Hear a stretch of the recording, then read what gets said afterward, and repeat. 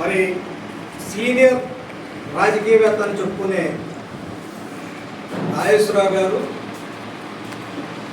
మొన్న మా జిల్లా నాయకులు అవినాష్ గారు, అలాగనే మా నేత ఈ నియోజకవర్గ ఇన్ఛార్జ్ స్వామిదాస్ గారు ఆ నాయకత్వంలో రైతు సమస్యల్ని, ముఖ్యంగా ఈ నియోజకవర్గంలో ప్యాడీ కానివ్వండి, మొక్కజొన్న కానీ ఈ పంట పండించిన రైతులు పడుతున్న ఇబ్బందులని దృష్టిలో పెట్టుకొని ఓ ప్రక్కనేమో అకాల వర్షాలు అంటున్నారు, ఓ ప్రక్కనేమో ఇదిగో మీ గవర్నమెంట్ కొంటున్నామని చెప్తున్నారు.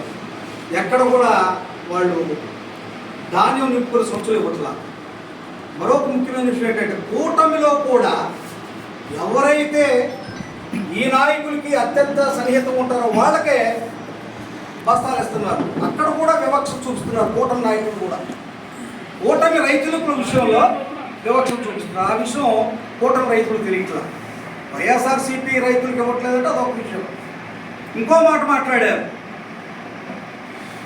అవినాష్ గారి కుటుంబం గురించి వాళ్ళ రైతు సమస్యలు వాళ్ళకి తెలుసా అని మాట్లాడారు. ఒక ప్రక్క మా నేత స్వామిదాస్ గారిది తెలంగాణ అన్నట్టు మాట్లాడుతున్నారు. అయ్యా నాగేశ్వరరావు గారు, మీరు చేస్తే సంసారం, అదే వైఎస్ఆర్ పార్టీకి సంబంధించిన నాయకులు చేస్తే వ్యభిచారం అన్నట్టు మాట్లాడుతున్నారు. స్వామిదాస్ గారు ఎవరు? స్వామిదాస్ గారు ఎవరు మీకే తెలియాలి. ఆయన మీరు 2-3 సార్లు పార్టీ టికెట్ ఇచ్చారు, 2 సార్లు మీ పార్టీలో ఎమ్మెల్యేగా గెలిచారు, ప్రజానేత ఆయన. మరి అప్పుడు తమకు గుర్తులేదా ఆయన తెలంగాణ అనే విషయం? మిమ్మల్ని ప్రశ్నిస్తున్నాము. ఒకటేనండి, కూటమి ప్రభుత్వాన్ని ఎవరైతే నిగ్గదీస్తారో, ఎవరైతే ప్రశ్నిస్తారో వెంటనే వాళ్ళు తప్పుడు ప్రచారం చేయడానికి కూటమి నేతలు సిద్ధంగా ఉన్నారు. అందులో మీరు ఒకళ్ళు కాదండి. ఇప్పుడు ఎమ్మెల్యే తిరువూరు నియోజకవర్గ ఎమ్మెల్యేగా చేస్తున్న శ్రీనివాసరావు గారిది ఏ ఊరు, ఎక్కడ, ఏ రాష్ట్రం అనేది మీకు తెలియాలి. మాట్లాడేటప్పుడు నోరు ఉంది కదా అని ఇష్టం మాట్లాడటం కాదు. దేవినేని అవినాష్ గారి కుటుంబం రైతు కుటుంబం అని చెప్పడానికి మీరే సాక్ష్యం. మరి గతంలో వాళ్ళ తాతలు కానీ, అవినాష్ గారి తాతలు కానీ, తండ్రులు కానీ మొత్తం కూడా వ్యవసాయ కుటుంబాలు అవన్నీ కూడా తూర్పు నియోజకవర్గంలో వాళ్ళ భూములు ఉన్నాయి, వ్యవసాయ భూములు ఉన్నాయి, రైతు సమస్యలు వాళ్ళకి తెలుసు.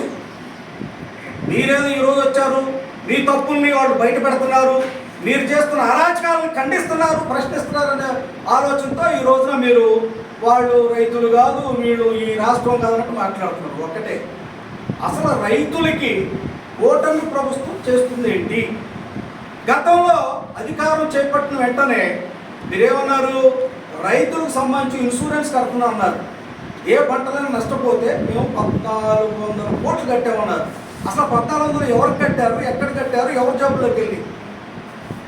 ఇప్పుడు రైతులకి పండించిన పంటకి సరైన రేట్ లేదు. మీరు ఏదో మాట్లాడారు, మీరు మాట్లాడిన దాంట్లో 70 బస్తాలు పండిస్తున్నారు, 80 బస్తాలు పంపిస్తున్నారు మా కూటమి ప్రభుత్వం. మీరు చేసింది కాదండి, రైతు వాళ్ళు చేసిన వ్యవసాయం, వాళ్ళు కష్టపడి వాళ్ళ రక్తాన్ని చెమటగా మార్చి 40 బస్తాల నుంచి 70 బస్తాలు పండిస్తున్నారు. రైతు శ్రమ అది.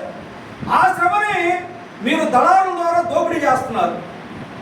మీలో నీతి నిజాయితీ మీరు రైతుల యొక్క పక్షపాతంగా ఉన్నట్లయితే ఇప్పుడు 2400కి కొట్టాలని చెబుతున్నారు. ఎన్ని బస్తాలు కొన్నారు, ఎక్కడ కొన్నారు, ఎక్కడ రైతు సంక్షేమం గురించి ఆలోచించారో మీరు ప్రశ్నించుకోండి. మీకు ఒకటే చెప్తున్నాం, మా నేతల గురించి, స్వామిదాస్ గారి గురించి కానివ్వండి, అవినాష్ గారి గురించి కానీ మాట్లాడితే కబడ్డార్, జాగ్రత్త, ఎక్కడ కూడా తిరగనియో. మీరు ఒళ్ళు దగ్గర పెట్టుకొని మాట్లాడాలి. మీరు రాజకీయంగా మాట్లాడేటప్పుడు వ్యక్తిగత విమర్శ చేయకూడదు. ఆయన తెలంగాణ, ఈయన రైతు కాదు. రాజకీయంగా మేము మాట్లాడిన దాని గురించి ఖండించండి. మాలో అవస్థలు ఉంటే ఖండించండి. మీరు చేస్తున్నవి, మీరు ఇచ్చిన వాగ్దానాలు ఏవైతే ఉన్నాయో అవి మీరు నెరవేర్చట్లేదు కాబట్టి మా నేతలు ఖండిస్తున్నారు. దాని దృష్టిలో పెట్టి నోరు ఉంది కదా ఇష్టం వచ్చినట్టు కూర్చొని మాట్లాడితే అది జరిగేది కాదు. ఇప్పటి నుంచి మాట్లాడేటప్పుడు సిద్ధాంత ప్రకారంగా మీరు మాట్లాడే ప్రజలకి నచ్చే విధంగా మాట్లాడటం నేర్చుకోమని ఈ సందర్భంగా మిమ్మల్ని హెచ్చరిస్తున్నాం, ఖండిస్తున్నాం.